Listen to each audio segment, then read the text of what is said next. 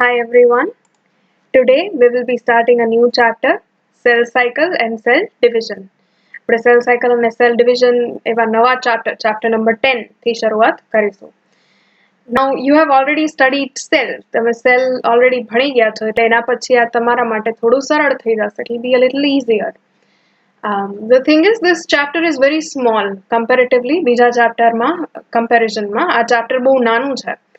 But સમજવાનું એટલું જ છે ઓકે સિમ્પલ છે અમુક વસ્તુ જે છે એ બહુ સિમ્પલ છે પણ તમારે લોજિકલી અને ધ્યાનથી સાંભળીને સમજવાની રહેશે okay if you understand it correctly તો આમાં તમે બધા ક્વેશ્ચન્સ જેટલા બી પૂછાય એટલા શાંતિથી સરસ રીતના અટેમ્પ્ટ કરી શકો so let us start we will do a small recap થોડુંક રીકેપ કરીએ સેલ થિયરીના બારામાં ઓકે સેલ થિયરી જે છે બે સાયન્ટિસ્ટ જેનું નામ હતું શિલ્ડન એન્ડ શ્વોન ઓકે શિલ્ડન અને શ્વોન તમે ભણ્યા હશો કે એ ઝુઓલોજિસ્ટ અને બોટનિસ્ટ હતા અને દે ગેવ ટુ સ્ટેટમેન્ટ્સ એ લોકોએ બે એવા સ્ટેટમેન્ટ આપ્યા હતા then another scientist called Rudolf Virchow એ વર્ચોવે થર્ડ સ્ટેટમેન્ટ આપ્યું અને આ ત્રણેય સાયન્ટિસ્ટના ભેગા થઈ અને જે સ્ટેટમેન્ટ્સ છે જે સૂત્રો છે એને કહેવામાં આવ્યું યુનિફાઈડ સેલ થિયરી ઓકે તો યુનિફાઈડ સેલ થિયરી શું કહે છે ચલો let us see once again the first statement is all living things are made of cells જેટલા બી સજીવો છે બધા કોષથી બનેલા છે ઓકે this is true તમે કોઈ બી એનિમલ લઈ લ્યો જેમ કે રાઇનોસેરોસ છે કે કોઈ ફિશ છે કે કૂકડો છે ગમે તે લ્યો એની બધાની અંદર સેના બનેલા હોય છે they are made up of cells same thing with plants as well વનસ્પતિમાં બી જેટલા બી તમે વનસ્પતિને લઈ લ્યો all are made of cells એ જ રીતના પ્રોટોઝોઆને લઈ લ્યો અથવા યીસ્ટને લઈ લ્યો ઓકે તમે જેટલા બી સેલ્સ અત્યાર સુધી ભણ્યા છો બેક્ટેરિયાને લઈ લ્યો all of these are made of cells fine second statement જાતું was cells are structural and functional units of life કોષ જે છે એ સજીવોનું કાર્યાત્મક અને રચનાત્મક ઓકે સ્ટ્રક્ચરલ રચનાત્મક અને ફંક્શનલ કાર્યાત્મક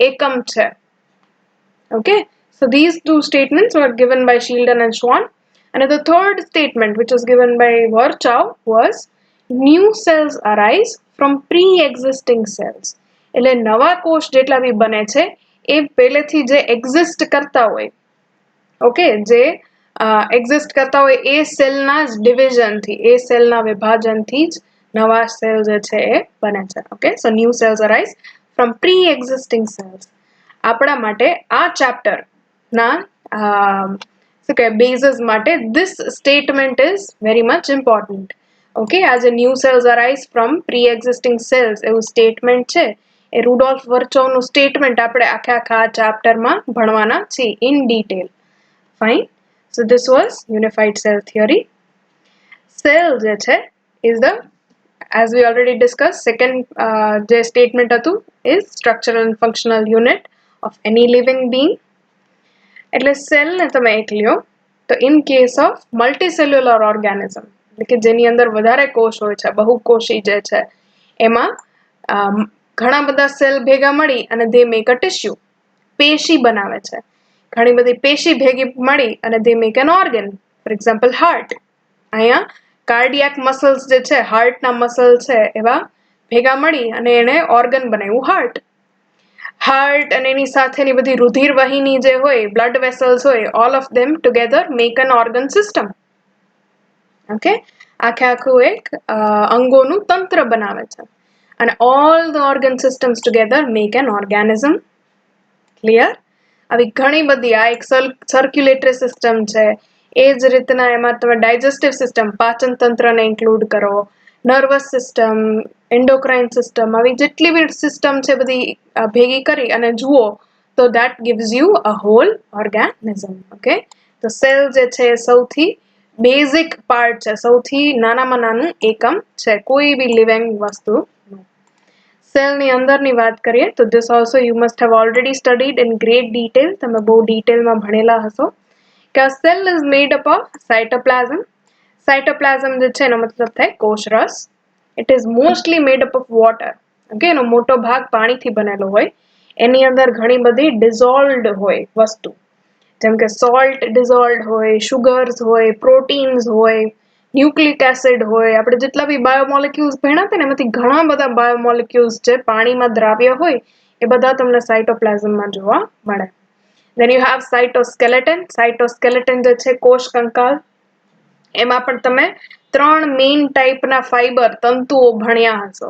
ઓકે, એક જે છે સૌથી મોટી સાઇઝમાં, ઓકે, જે વ્યાસ જેનું સૌથી મોટું છે એનું નામ હતું માઇક્રોટ્યુબ્યુલ્સ. ઓકે, એના પછી આવે ઇન્ટરમીડિયેટ ફિલામેન્ટ્સ અને સૌથી નાના હોય માઇક્રોફિલામેન્ટ્સ, જેમાં એક્ટિન, કેરેટિન એવા ટાઈપના તમે ફિલામેન્ટ ભણ્યા હશો, રાઈટ? તો આ 3 ટાઈપના જે ફાઈબર્સ છે, તંતુઓ છે, એનાથી સાયટોસ્કેલેટન બને છે, કોષ કંકાલ બને છે. એ કોષને શેપ આપવામાં અને એને આમ 3D સ્ટ્રક્ચર આપવામાં હેલ્પફુલ રહે છે. એના પછી આવે એન્ડોપ્લાસ્મિક રેટિક્યુલમ. એન્ડોપ્લાસ્મિક રેટિક્યુલમ જે છે અંતઃકોષરસ જાળ. ઓકે, એમાં 2 ટાઈપ હોય છે, એ પણ તમે ભણ્યા હશો. રફ હોય એનો મતલબ એની ઉપર રાઇબોઝોમ આવેલા હોય છે, અને સ્મૂધ હોય તો રાઇબોઝોમ નથી. રફ એન્ડોપ્લાસ્મિક રેટિક્યુલમ જે છે પ્રોટીન બનાવવાનું કામ કરે છે. પ્રોટીન બનાવી એનું પેકેજિંગ કરે છે, રાઈટ? અને સ્મૂધ એન્ડોપ્લાસ્મિક રેટિક્યુલમ જે છે is necessary in making lipids. A phospholipid ને એવું બધું બનાવે છે. ક્લિયર? એના પછી આવે ગોલ્જી એપેરેટસ અથવા ગોલ્ગી કાય. એ પણ પ્રોટીનનું પેકેજિંગ અને એની ઉપર જે બી ફેરફાર કરવાના હોય ફેરફાર કરી અને પ્રોટીનને બહાર મોકલવાનું છે કે અંદર પેક કરીને રાખવાનું છે એનું ડિસિઝન લે. લાઇસોઝોમ ભણ્યા હશો, જેની અંદર ઘણા બધા હાઇડ્રોલાઇટિક એન્ઝાઇમ્સ હશે. In one of the previous lectures, આના પહેલાના કોઈ બી એકાદા લેક્ચરમાં મેં તમને પૂછ્યું હતું કે હાઇડ્રોલાઇટિક એન્ઝાઇમ્સનો મતલબ શું થાય. ઓકે, એ હાઇડ્રોલેઝ જે એન્ઝાઇમનો આપણે ક્લાસ ભણ્યા હતા ને, કે લેઝ ઓર લાયેઝ જે બી છે એનો મતલબ થાય તોડવું, અને હાઇડ્રો આગળ એટલે લગાડે છે કે પાણીની મદદથી તોડે છે. ઓકે, એક વોટર મોલિક્યુલ એડ કરી અને તોડવામાં આવે એવાને હાઇડ્રોલાઇટિક એન્ઝાઇમ્સ કહેવાય. તો લાઇસોઝોમ્સની અંદર આવા હાઇડ્રોલાઇટિક એન્ઝાઇમ્સ હોય. પેરોક્સિઝોમ્સની અંદર એવા પેરોક્સાઇડ ને તોડવાવાળા, ઓકે, જેલા ફ્રી રેડિકલ્સ હોય, ઓક્સિજન ના ફ્રી રેડિકલ્સ છે, એ બધાને તોડવા માટે પેરોક્સિઝોમની અંદર એન્ઝાઇમ્સ હોય છે. Then you have mitochondria, કણાભસૂત્ર. માઇટોકોન્ડ્રિયાનું સ્ટ્રક્ચર તમે ડિટેલમાં સેલમાં ઓલરેડી ભણેલા છો, અને ફંક્શન જે હતું that we have studied in detail during respiration. આપણે જ્યારે શ્વસન ભણ્યા ત્યારે you would have noticed કે we studied everything about mitochondria. Any outer membrane, inner membrane, inter membrane સ્પેસમાં શું થાય છે, એના જે મેટ્રિક્સ છે માઇટોકોન્ડ્રિયાનું એમાં કયા કયા એન્ઝાઇમ હોય છે, કયા કયા પાથવે રન થાય છે, તો એવું ડિટેલમાં આપણે ઓલરેડી ભણી ચૂક્યા છીએ. Then you have nucleus, કોષ કેન્દ્ર. તો કોષ કેન્દ્રની અંદર ડીએનએ હોય, એ પણ તમે ભણ્યા હશો. You have plasma membrane, શું કહેવાય, કોષ રસ પટલ ઓર કોષ, હા, તો પ્લાઝમા મેમ્બ્રેન જે છે આખા કોષની એક બાઉન્ડ્રી છે, સેલની બાઉન્ડ્રી બનાવે છે. Okay, it is mostly made up of lipids. લિપિડ્સની બનેલી હોય છે, જેની અંદર અમુક જગ્યાએ પ્રોટીન પણ આવેલા હોય છે. તો this you would have studied in fluid mosaic model. Okay, singer અને નિકોલસનનું ફ્લુઇડ મોઝેક મોડલ જે છે એમાં પ્લાઝમા મેમ્બ્રેન તમે ડિટેલમાં ભણ્યા હશો. And then you have ribosomes, or if you call it ribosomes. Ribosomes જે છે they are membraneless structure, એની ઉપર કોઈ પટલ આવેલી હોતી નથી, and they do the work of protein synthesis. Okay, પ્રોટીનનું સંશ્લેષણ કરે છે. આ ડાયાગ્રામમાં અગર તમે સાઈડમાં જુઓ તો you will be able to see this here is a mitochondria. આ એક માઇટોકોન્ડ્રિયા છે. ઓકે, આ એની બહારની પટલ, અને જે ક્રિસ્ટે છે આવી ગળી વળેલી છે, that is the inner membrane. Okay, તો આ થઈ ગયું તમારું માઇટોકોન્ડ્રિયા. એના સિવાય આ તમારું એન્ડોપ્લાસ્મિક રેટિક્યુલમ દેખાડે છે. ઓકે, અહીંયા આ બાજુ ન્યુક્લિયસ છે, અને ન્યુક્લિયસની નજીક એનાથી જ કનેક્ટેડ હોય છે તમારું એન્ડોપ્લાસ્મિક રેટિક્યુલમ. એન્ડોપ્લાસ્મિક રેટિક્યુલમના અમુક પ્રોટીન જે છે આ રીતના વેસિકલ બનાવી અને પેકેજિંગ કરવામાં આવે છે, એ દેખાડ્યું છે. Then here if you see, આ જે તમને તંતુ જેવું દેખાય છે that actually is a microtubule, જે સાઇટોસ્કેલેટનમાં તમે ભણ્યા છો. થોડું રેફર કરવું હોય, ભૂલી ગયા હોય તો સરનો લેક્ચર એકવાર પાછો જોઈ લેજો સાઇટોસ્કેલેટન ઉપર, આ બધા ઓર્ગેનલ્સ ઉપર. ઓકે, અને એકવાર રિવિઝિટ કરી લેજો. Fine. So you have this microtubules. જે પતલી પતલી જે તમને તંતુ દેખાય છે, that is nothing but that is microfilament or intermediate filament. Fine. So this is what a cell is. હવે આપણે વાત કરી કે આ સેલ ડિવિઝનની જરૂર શું છે, એના વગર ના રહી શકાય.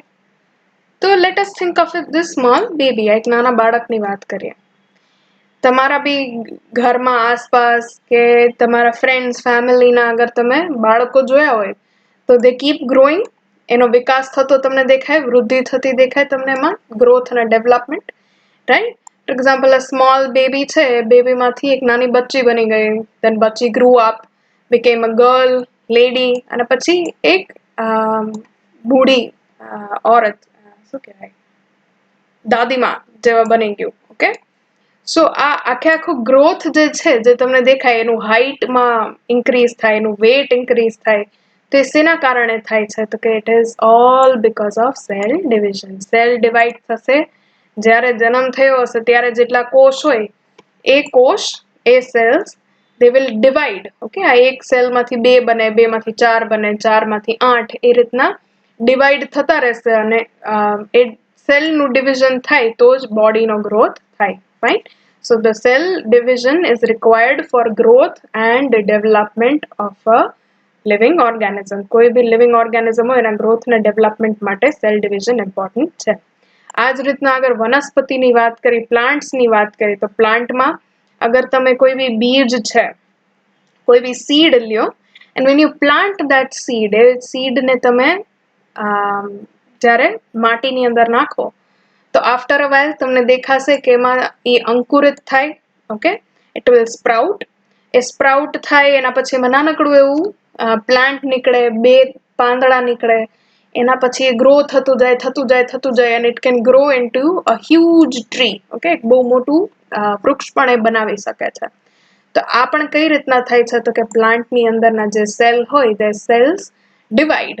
ઓકે, સેલનું સંભાજન થાય, અને એ રીતના એનો માસ જે છે, ઓકે, એનું વેટ જે છે, એનું cellular mass and overall mass, it increases. Fine. Apart from this, if you talk about unicellular organism, okay, જેનો એક કોષથી જ આખું સજીવ બનેલું છે. ફોર એક્ઝામ્પલ અમીબા લઈ લ્યો, પેરામેશિયમ લઈ લ્યો, કે યીસ્ટ લઈ લ્યો. જેટલા યુનિસેલ્યુલર ઓર્ગેનિઝમ છે એની અંદર તો આ નોર્મલ સેલ ડિવિઝન, જે આપણા માટે ગ્રોથ અને ડેવલપમેન્ટ માટે ઇમ્પોર્ટન્ટ છે, એ એમના માટે રિપ્રોડક્શન માટે ઇમ્પોર્ટન્ટ છે. ઓકે, પ્રજનન માટે. આ પણ તમે ડિટેલમાં ફર્સ્ટ અને સેકન્ડ જે તમારા ચેપ્ટર્સ હશે, જ્યારે ભણીશું આપણે ત્યારે ભણશે ડિટેલમાં. Okay, so you have reproduction, એટલે કે પ્રજનન જે છે અમીબામાં, that happens due to cell division. આ એક અમીબા હશે જેને આપણે પેરેન્ટ સેલ કહીશું. આ ટર્મ્સ અમુક યાદ રાખજો, પેરેન્ટ સેલ અને daughter cell, or even sometimes it is written as mother cell. Okay, તો આ એક સેલ હશે, સેલની અંદર એના ન્યુક્લિયસ ડિવાઈડ થશે, કોષ કેન્દ્ર જે છે એ બેવડા થશે.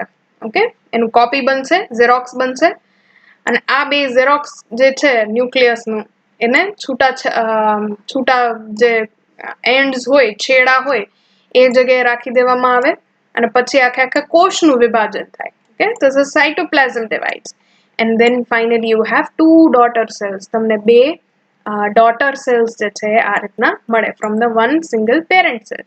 ઓકે, તો સેલ ડિવિઝન જે છે એ યુનિસેલ્યુલર ઓર્ગેનિઝમ માટે રિપ્રોડક્શનની એક મેથડ છે. ઓકે, પ્રજનનનું જે બેઝ કહી શકો એ છે. ફાઇન. એન્ડ અનધર થિંગ, તમે ચલો વિચાર કરો કે સાયકલ ચલાવતા હતા અથવા સ્કેટિંગ કરતા હતા અને પડી ગયા, તો પડો તો આમ ગોઠણ ઉપર ને એલ્બો હોય, કોણી ઉપર ઘસાઈ જાય, રાઈટ, છાલા પડી જાય, ઓર જેને શું કહેવાય, સ્ક્રેચીસ પડી જાય. તો એવું જ અહીંયા વિચારો, આ તમારી સરસ મજાની સ્કિન છે, એપિડર્મિસ છે, ઉપરનું લેયર, અને આ નીચે ને બધા સેલ્સ છે, કોષ છે. હવે ત્યાં છોલાઈ ગયું એટલે આટલા બધા સેલ્સ જે હતા એ નીકળી ગયા. નીકળે ને, તમે જોયું હશે જ્યાં છોલાણું એમાં એક તરફ આખું ભેગું થઈ ગયું હોય બધી ચામડી, રાઈટ? તો એ શું હોય તો કે કાંઈ નહીં, તમારા કોષ જે છે એટલા નીકળી ગયા, તો એને વુન્ડ કહેવાય. વુન્ડ એટલે ઇન્જરી, ઓકે, જ્યાં તમને લાગ્યું છે એ. તો this is the skin wound. હવે અહીંયા આ જે નીચેના સેલ્સ અને ઉપરના સેલ્સ છે એ ડિવાઈડ થશે, ઓકે, એનું સંભાજન થશે, તો જ આખું આ વુન્ડ જે છે હીલ થશે, ઓકે, તો જ રૂજાશે. તો આ રીતના જ્યાં પણ લાગ્યું હોય, જ્યાં ઇન્જરી થતી હોય, અથવા જે જગ્યાના કોષ વારંવાર ડેમેજ થતા હોય, એ કોષને તમારે રિપ્લેસ કરવા પડે, રાઈટ? એક ધારો કે ડેમેજ થઈ ગયું, આપણા ઘરમાં બી હોય ને, એક બલ્બ નથી ચાલતો, તો એ બલ્બ કાઢીને એને રિપ્લેસ કરીએ એટલે પ્રોપર ફંક્શન થાય, તમારા રૂમમાં લાઇટ રહે. એ જ રીતના આમાં અગર સેલ જે છે એ ડેમેજ થાય અથવા મરી જાય, તો એ મરેલા અથવા ડેમેજ થઈ ગયેલા સેલને, કોષને રિપ્લેસ કરવા માટે સેલ ડિવિઝન જે છે ઇઝ વેરી મચ ઇમ્પોર્ટન્ટ. તો તમે જોઈ શકો છો તમારા ગ્રોથ, તમારા ડેવલપમેન્ટ એઝ વેલ એઝ તમારું વેલબીંગ જે છે, હેલ્થ જે છે, એના માટે cell division is very much important, right? આના સિવાય બી ઘણા બધા એના ઇમ્પોર્ટન્ટ રીઝન્સ છે જે આપણે આગળ ભણતા જશું એમ આઈ વિલ બી મેન્શનિંગ. ચાલો, let us move on. So what is a cell cycle? આ સેલ સાયકલનું ડેફિનેશન છે, ઓકે, સાથે સાથે રહેજો, આપણે વાંચીએ. Okay, cell cycle refers to a series of events that take place in a cell. એનો મતલબ સેલ સાયકલ જે છે એ શેને રિફર કરે છે, શેનું નામ આપણે સેલ સાયકલ આપ્યું છે, તો કે એવી શ્રેણીબદ્ધ અલગ અલગ જે ઇવેન્ટ્સ છે, okay, a series of events that take place in a cell, એક કોષની અંદર થાય છે, resulting in duplication of DNA, જેનું રિઝલ્ટ, આ શ્રેણીબદ્ધ જે કઈ બી ઇવેન્ટ થઈ એનું રિઝલ્ટ શું છે, તેનું રિઝલ્ટ છે તમારું ડીએનએ જે છે એ ડુપ્લિકેટ થઈ જશે, ઓકે, ડુપ્લિકેટ થવું એટલે એની ઝેરોક્સ બનવી. એન્ડ ડિવિઝન ઓફ સાઇટોપ્લાઝમ, તમારું કોષરસ જે છે એનું વિભાજન, એઝ વેલ એઝ ઓર્ગેનલ્સ, જેટલી બી અંગિકાઓ છે એનું પણ વિભાજન થશે, to produce 2 daughter cells. Okay, આ બધું શેના માટે, તો કે 2 ડોટર સેલ બનાવવા માટે. Let's read it once again. Cell cycle refers to a series of events that take place in a cell, resulting in the duplication of DNA and division of cytoplasm as well as organelles to produce 2 daughter cells. એક કોષમાંથી 2 કોષ બનાવવા માટે જેટલી પણ series wise events થશે, જેટલા પણ phases આવશે, જેટલી શ્રેણીબદ્ધ તબક્કાઓ આપણે બધું ભણશે, they are all called cell cycle. Okay, એક કોષમાંથી 2 કોષ બને એની વચ્ચે જેટલી બી પ્રિપેરેશન કરવી પડે એ બધાને સેલ સાયકલ કહેવામાં આવે છે. આ તમે એક માઇક્રોસ્કોપિક ડાયાગ્રામ જોઈ શકો છો, photograph actually, where different things are labeled. Okay, આમાં જેનું સેલ મેમ્બ્રેન છે, કોષરસ પટલ, એને બ્લુ કલરથી લેબલ કરી છે, પછી એનું સાઇટોપ્લાઝમમાં રેડ કે પિંક કલરથી કર્યું છે, અને એનું ન્યુક્લિયસ છે એ ગ્રીન કલરથી કર્યું છે.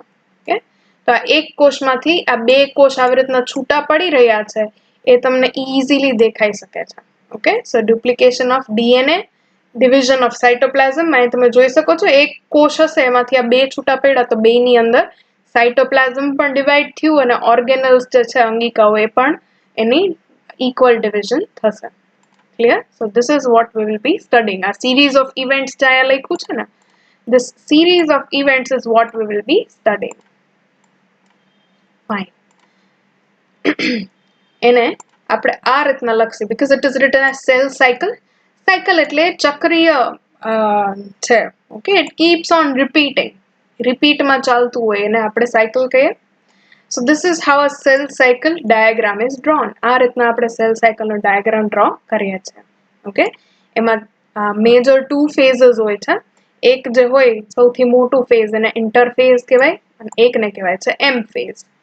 ઇન્ટરફેઝ 3 માં ડિવાઇડેડ હોય છે. એકનું નામ છે G1 which is growth phase, S જેમાં DNA નું સિન્થેસિસ થાય છે, G2 જે અગેન ગ્રોથ ફેઝ છે, જ્યાં પ્રિપેરેશન થશે કોષના વિભાજનની, અને ફાઇનલી M ફેઝ જે છે ત્યાં સેલ ડિવિઝન થશે. આ આપણે આખું ડિટેલમાં ભણવાના છીએ, so do not worry. The cell cycle was discovered by Provost and Dumas. Okay, આ બે સાયન્ટિસ્ટના નામ છે પ્રેવોસ્ટ અને ડુમાસ. એ બે જણા શું સ્ટડી કરતા હતા? તો કે ફ્રોગનું ઝાયગોટ, ફ્રોગ એટલે કે દેડકા જે હોય, દેડકાનું ઝાયગોટ, ફલિતાંડ નું સ્ટડી કરતા હતા. ફલિતાંડ તમે ક્યાંક વિડીયોમાં જોયું હોય અથવા લોઅર સ્ટાન્ડર્ડ્સમાં તમને ખ્યાલ હોય તો એક સેલ દેખાડે તમને, એ ફલિતાંડનું ડિવિઝન થાય. ઓકે, ડિવિઝન થાય એટલે તમને એકમાંથી બે કોષ બને, બે માંથી ચાર બને, ચાર માંથી 8 બને, 8 માંથી 16, એવી રીતના જોયું હશે. તો આ જે સેલ ડિવિઝન જે છે અને ક્લીવેજ એ ઝાયગોટ, ફ્રોગના ઝાયગોટની અંદર પ્રેવોસ્ટ અને ડુમાસે જોયું, અને એના ઉપરથી એમણે આવી સેલ સાયકલ જે છે એનું એક બેઝિક સ્ટ્રક્ચર નક્કી કર્યું. ઓકે, એના પછી ઘણા બધા રિસર્ચ થયા અને એમાં ઘણું બધું એડિશન પણ થયું, પણ સૌથી પહેલી વાર ડિસ્કવરી જેને કહેવાય, જેને સૌથી પહેલી વાર શોધ કરી, એ હતા પ્રેવોસ્ટ અને ડુમાસ. હવે આ સેલ સાયકલ જે છે એનો મતલબ એક કોષમાંથી બે કોષ બનવાની પ્રક્રિયા, ધીસ સેલ સાયકલ, એના માટે જે ટાઈમ રિક્વાયર્ડ છે, okay, so the time taken for cell cycle varies from organism to organism and cell to cell. એ ડિફર કરે છે, ચેન્જ થતું રહે છે. કેના બેઝિસ ઉપર? તો કે કયો સેલ છે, ઓકે, હાર્ટનો સેલ છે કે સ્કિનનો સેલ છે, તમારી ડાયજેસ્ટિવ સિસ્ટમનો સેલ છે, કે પછી ઓર્ગેનિઝમ ટુ ઓર્ગેનિઝમ, વનસ્પતિનો કોષ છે, દેટ ઇઝ પ્લાન્ટ સેલ છે કે એનિમલ સેલ છે. એનિમલ સેલમાં બી ઝીબ્રાનો સેલ છે કે લાયનનો સેલ છે કે તમારા ડોગનો સેલ છે. Okay, so this time taken, આ જે વિભાજન માટે એને ટાઈમ જોઈએ છે for the cell cycle, that varies, different હોય છે હરેક અલગ અલગ સજીવો માટે અને હરેક અલગ અલગ કોષ માટે. ઠીક છે, let us take an example. યીસ્ટના સેલ્સ જે છે, ઓકે, યીસ્ટના cells they divide in 90 minutes. 90 મિનિટની અંદર એક યીસ્ટનો સેલ બે માં કન્વર્ટ થઈ જશે. ઓકે, એના પછીની 90 મિનિટ તમે ઉમેરો તો એ બે કોષમાંથી 4 બનશે, પછી 90 મિનિટમાં 4 માંથી 8, એ રીતના. Okay, so the yeast cells they divide in 90 minutes. Let us see a video for that. અહીંયા તમે જોઈ શકો છો આ હરેક એક યીસ્ટનું સેલ છે, અને અહીંયા અગર તમે નોટિસ કરશો તો આ એક કોષમાંથી આ બીજું કોષ બની રહ્યું છે. Okay, and they are dividing. So just notice properly. કોઈ બી એક સેલને પકડીને એમાં જો, જે મેં તમને હમણાં દેખાડ્યો, can you see એમાંથી આ બીજું નવું સેલ બની ગયું, right? So that is how the cell divides. It takes 90 minutes. એને બધી કન્ડિશન પ્રોપર હોય, એને ન્યુટ્રિશન બી તમે સરસ આપતા હોય, અને ટેમ્પરેચર, તાપમાન પણ બરોબર હોય, લિક્વિડ મીડિયામાં રાખ્યું હોય તો એ તમને 90 મિનિટની અંદર એનું ડબલ થઈ જશે. ફાઇન. હ્યુમનના સેલ્સ જે છે, માણસોના cells, they can take about 24 hours. Okay, એને 24 કલાક લાગે છે. 24 કલાક પછી એક સેલમાંથી બે સેલ બનશે. બેક્ટેરિયા જે છે એ સૌથી ફાસ્ટ ડિવાઇડિંગ છે. ઓકે, બેક્ટેરિયાને ડિવાઇડ થતા ખાલી 20 મિનિટ લાગે છે. એટલે જ ઘણીવાર તમારે મમ્મીને પૂછી જોજો, અગર દહીં હોય અને દહીંને તમે કલાક કે 2 કલાક બી વધારે રાખી મૂકો ને તો એકદમ ખાટું થઈ જાય. અથવા જે ફર્મેન્ટ કરવા રાખ્યું હોય, ઢોકળાનું ખીરું છે કે ઇડલી ઢોસાનું ખીરું છે, એ બી મમ્મીને પૂછજો કે થોડી વાર બી જાજુ રહી જાય તો it becomes shower very fast, બહુ જલ્દી ખાટું થઈ જાય છે. એનું રીઝન છે એની અંદરના બેક્ટેરિયા જે છે, જેમ કે લેક્ટોબેસિલસ બેક્ટેરિયા છે, એ 20 મિનિટની અંદર ડિવાઈડ થાય. તો તમે વિચાર કરો, તમે અગર 100 સેલથી શરૂઆત કરી હોય તો 20 મિનિટ પછી કેટલા સેલ બનશે? એની 20 મિનિટ પછી કેટલા સેલ બનશે? ઓકે, તો આ રીતના તમે ખાલી ઇમેજિન કરો ને તોય તમને ખ્યાલ પડે કે કેટલું ફટાફટ ડિવાઈડ થાય છે બેક્ટેરિયા. ઓકે, તો let S C videos for that. આ જે છે એક હ્યુમનનું સેલ છે, કેન યુ સી? એક માણસનું સેલ છે વચ્ચે, જે હમણાં ડિવાઈડ થશે, તમને દેખાશે, ધ્યાનથી જોજો. આખું કોષ છે અને આ એક કોષમાંથી બની ગયા બે કોષ. ફાઇન. તો આ ટાઈપનું જે ડિવિઝન છે એ પ્રેવોસ અને ડુમાસે આવું જ જોયું હતું. Okay, and then you have bacteria. આ બેક્ટેરિયા જો તમને કેટલા ફટાફટ ડિવાઈડ થાય છે. એક બેક્ટેરિયાથી બે બેક્ટેરિયાથી આપણે શરૂ કર્યું હતું ને થોડી વારમાં જ કેટલું બધું ફેલાઈ ગયું છે. Can you C?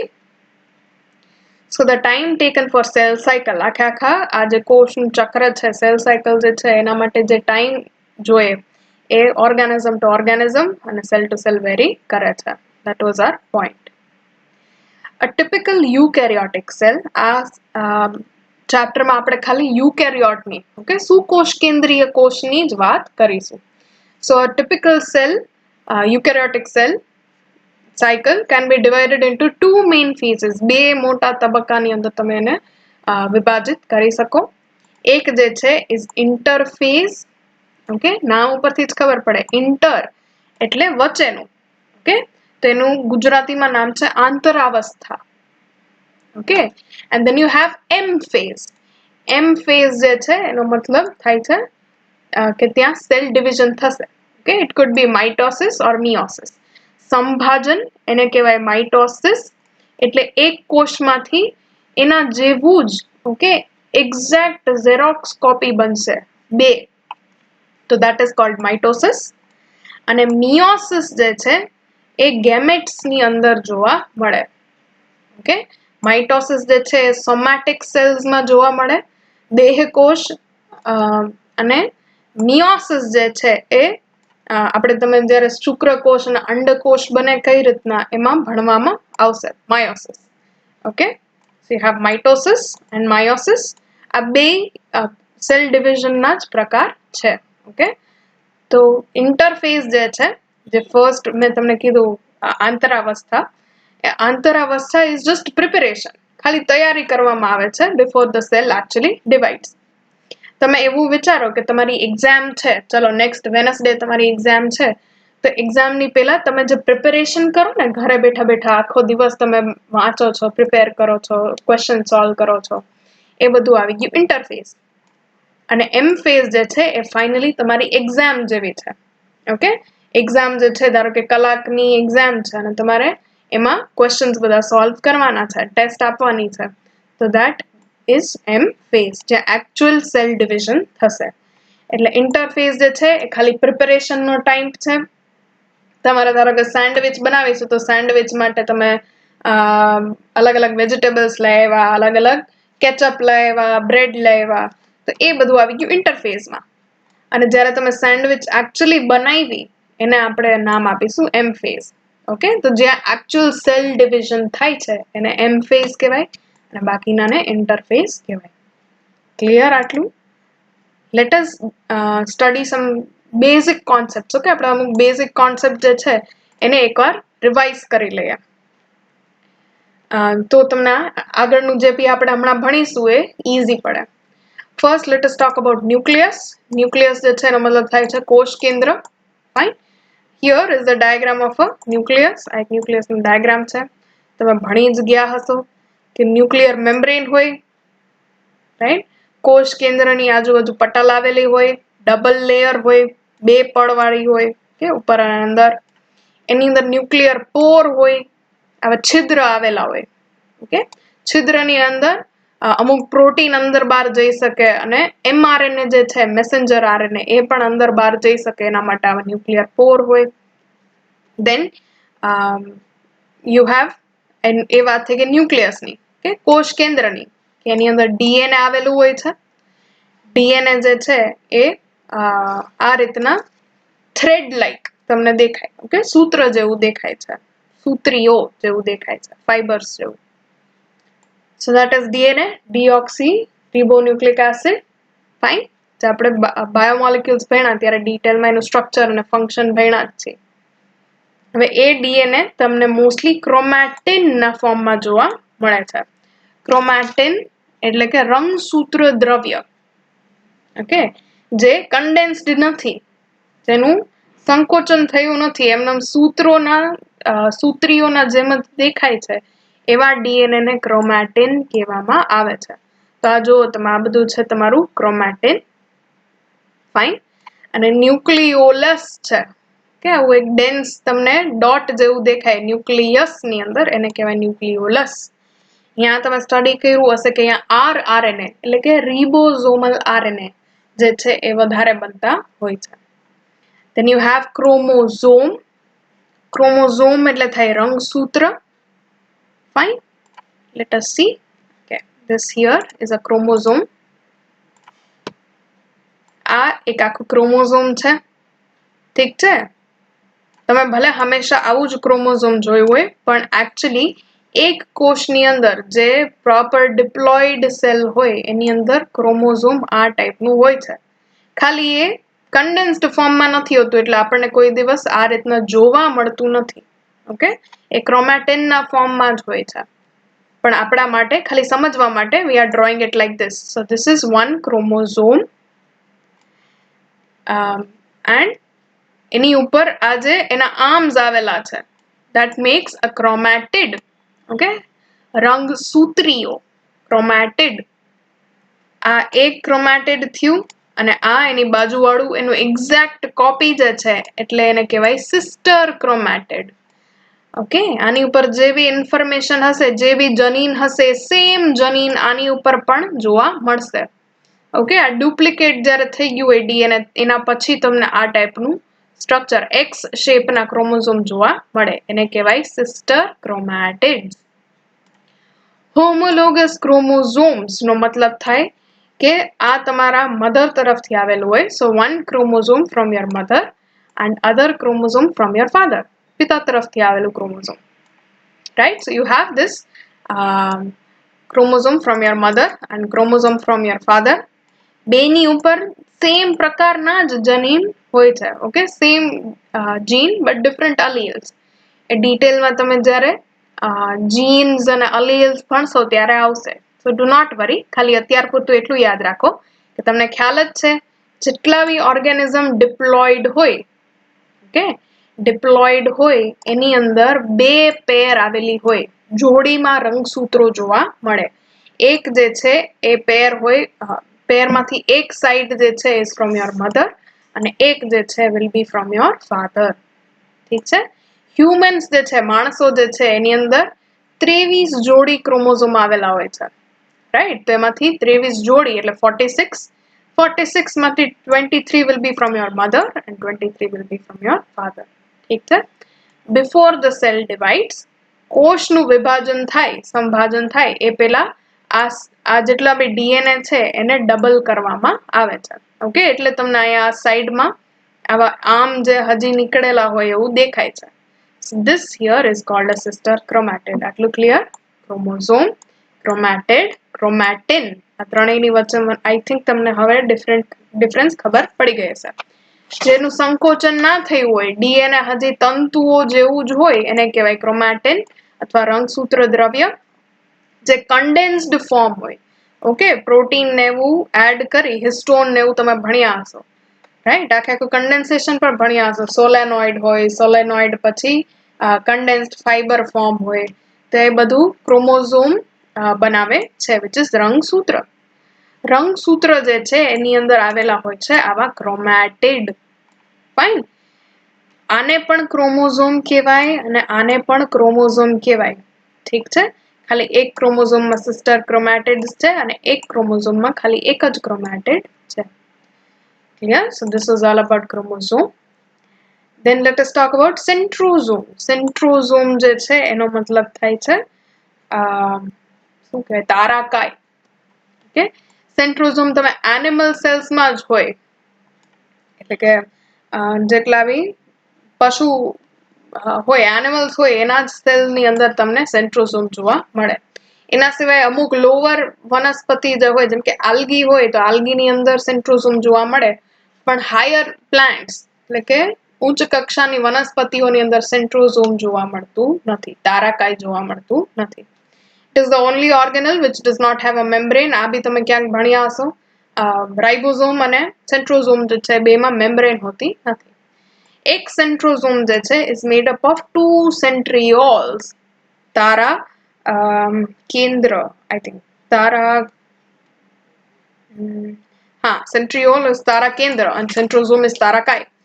સો એવા બે સેન્ટ્રિઓલ તમે ક્યાંક આવું ડ્રો બી કરતા હશો, આવા બે સિલિન્ડર શેપ ના હોય,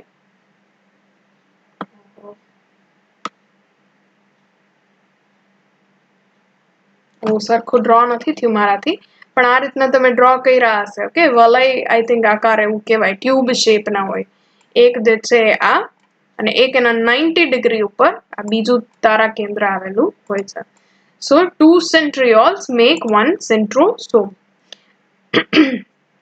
સેન્ટ્રિઓલ જે છે એ તો ઓલો 9+0 અને ટ્રિપ્લેટ માઇક્રોટ્યુબ્યુલ એવું અરેન્જમેન્ટ ને કાંઈક તો ભણ્યા હશો, રાઈટ, ડિટેલમાં. So go and refer to that if you do not remember. એ સેન્ટ્રિઓલ જે છે એનું કામ શું હોય છે તો કે માઇક્રોટ્યુબ્યુલ બનાવવા. ઓકે, તો માઇક્રોટ્યુબ્યુલ બે ભણ્યા હશો, અલગ અલગ પ્રોટીનના સબયુનિટ થી એક આખું તંતુ બનાવવામાં આવે, એક ટ્યુબ બનાવવામાં આવે કોષ કંકાલમાં, એને કહેવાય છે microtubule. Fine. So these are some basic things. આ બી તમે ભણેલા હશો. This is what I was talking about, કે અડધા જે છે pair that you receive from mother here and some you receive from your father. Okay, એટલે જે fertilized egg હશે, એટલે કે જે ફલિતાંડ હશે એની અંદર ફાઇનલી કેટલા હશે તો કે 46 chromosome. Okay, 23 from mother, 23 from the father. આ 46 ક્રોમોસોમ ને અગર તમે આ રીતના જુઓ, કેરિયોટાઇપ કહેવાય આને, તો આની અંદર તમને દેખાય છે આ પેલી જોડી, આ બીજી જોડી. ફાઇન. અહીંયા તમે જે જુઓ છો આ એક્સ શેપ નું નથી. ઓકે, આમાં આ બે પેર દેખાડે છે. એક જે છે ઇઝ ફ્રોમ યોર મધર અને second one is from your father. એ રીતના તો પેલી જોડી, એ રીતના બીજી, ત્રીજી, ચોથી, એ રીતના 23 પેર હોય છે. Okay, you have 23 pair of chromosomes in humans. અલગ અલગ જેવી રીતના પ્રજાતિ ફરે, સ્પીશીઝ ડિફરન્ટ થાય, એ રીતના એના ક્રોમોસોમ નંબરમાં બી ચેન્જીસ જોવા મળે. ફોર એક્ઝામ્પલ ચિમ્પાન્ઝી જે છે, that chimpanzee will be having 24 pair of chromosomes. Right, તો એ રીતના તમે અલગ અલગ એ બી ક્રોમોસોમના નંબર બી ક્યાંક ને ક્યાંક ભણશો અથવા ઓલરેડી ભણ્યા હશો. So this was revision of some basic concepts which are important. થોડાક basic concept જે important હતા એ આપણે ભણ્યા. One more thing which you will be studying in 12th. Okay, તમે મોડ 1 થી 12th માં કદાચ ભણીશો, એ આપણે એનું બેઝિક જે છે અહીંયા એકવાર કવર કરીએ. સેલની અંદર, કોષની અંદર ડીએનએ જે હોય છે એ ડીએનએ માં આવા એટીજીસી થી બનેલું હોય. રાઈટ, આ તો તમને યાદ હશે, બાયોમોલેક્યુલમાં આપણે વાત કરી હતી, ન્યુક્લિયોટાઇડ્સ હોય, એટીજીસી થી બનેલું. આ ડીએનએ જે છે એની અંદર ઇન્સ્ટ્રક્શન હોય છે. ઓકે, ઇન્ફોર્મેશન હોય છે. શેની તો કે એમઆરએનએ બનાવવાની. ઓકે, એમઆરએનએ જે છે એક પ્રકારનું આરએનએ છે, એને કહેવાય મેસેન્જર આરએનએ. લખતા જાઓ સાથે સાથે, નોટ્સ બનાવો છો ને, તો મેસેન્જર આરએનએ. મેસેન્જર આરએનએ જે છે એ શું કરશે કે ડીએનએ ને તમે મેઇન બોસ ગણો. મેઇન બોસ જે છે એ હંમેશા કોષ કેન્દ્ર એટલે કે ઓફિસની અંદર જ બેઠા હોય. Okay, so this DNA is sitting inside the nucleus. કોષ કેન્દ્રની અંદર એ બેઠું છે બોસ. બોસની પાસેથી એમની જે પર્સનલ અસિસ્ટન્ટ હશે કે સેક્રેટરી હશે એ જઈ અને શું લઈ આવશે તો કે એક ડોક્યુમેન્ટ બહાર લઈ આવશે. ઓકે, જે ડીએનએ માંથી જે બોસે આપ્યું હશે એવું બહાર કોષ કેન્દ્રની બહાર લઈ આવવાનું કામ કરશે સેક્રેટરી. તો સેક્રેટરી આપણા કેસમાં શું છે તો કે એમઆરએનએ. બોસે જે બી ઓર્ડર દીધો હશે આ પેપર ઉપર કે આ ઝેરોક્સ ઉપર, એ ફાઇનલી કોને દેશે તો કે ત્યાં કામ કરતા હોય એવા લોકોને દેશે. ઓકે, કાર્યકર્તાઓને. So this working people are in our case ribosome. Okay, આ એમઆરએનએ જે છે એ ઓર્ડર લઈને જશે કોના પાસે તો કે સેલની પ્રોટીન ફેક્ટરી એટલે કે રાઇબોસોમની પાસે. રાઇબોસોમ પાસે લઈ જશે એટલે એનું રાઇબોસોમ શું કરશે તો કે બોસે જે બી આમાં ઇન્ફોર્મેશન લખી હશે, આ ડોક્યુમેન્ટમાં જેટલા બી ઇન્સ્ટ્રક્શન હશે એ પ્રમાણે એ પ્રોટીન બનાવવાનું શરૂ કરશે. ઓકે, તો તમને દેખાય છે મિથિયોનિન છે, આઇસોલ્યુસિન છે, સેરીન છે, એ રીતના અમીનો એસિડ એ ઉમેરતું જશે અને આખું પ્રોટીન બનાવશે. તો ડીએનએ ની અંદર પ્રોટીન બનાવવા માટેની જે ઇન્ફોર્મેશન છે એ કોષ કેન્દ્રની બહાર, ન્યુક્લિયસની બહાર લઈ જવાનું કામ એમઆરએનએ કરશે અને mRNA નું ભાષાંતર જે છે, ટ્રાન્સલેશન જે છે એ કરશે રિબોઝોમ. ઓકે, એ રિબોઝોમ ની અંદર રાઇબોઝોમલ RNA આવેલું હોય જેને rRNA કહેવાય, અને આ ભાષાંતર વખતે, ટ્રાન્સલેશન વખતે એક ત્રીજા ટાઈપનું RNA યુઝ થાય જેનું નામ છે tRNA. Clear? So this is how the whole transcription translation process takes place. આટલું બેઝિક ખાલી જાણવા માટે જરૂરી હતું. તો we will begin after that. Okay, from the next class we will be studying the cell cycle, starting from interphase. આપણે interphase થી શરૂઆત કરીશું અને finally cell cycle જે છે ભણવાનું કરીશું. Till now whatever I have showed you, okay, જેટલું બી આપણે રિવાઇઝ કર્યું, જેટલું બી મેં તમને સેલ સાયકલના બારામાં કીધું, just read up from your textbook. તમારી ટેક્સ્ટબુક વાંચો, તમારી SBS જો આપી હોય એ રેફર કરો, and next time we will be talking about all of these phases. Clear? See you next time.